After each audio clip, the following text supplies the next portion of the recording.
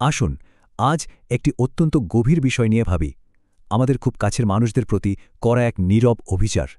একটি মৌলিক প্রশ্ন জাগে, আপনজনদের প্রতি ঠিক কিভাবে আমরা নিজেদের অজান্তেই চরম অন্যায় করে ফেলি।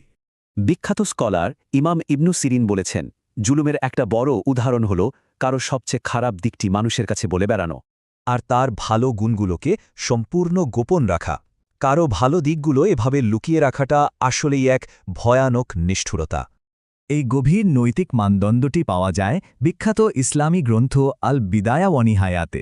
এটি সত্যিই চিন্তার জগৎকে নাড়িয়ে দেয়। একদিকে অন্যের দোষ ফলাও করে প্রচার করা আর অন্যদিকে তার গুণগুলো মাটি চাপা দেওয়া, দুটি কাজই সমান ধ্বংসাত্মক।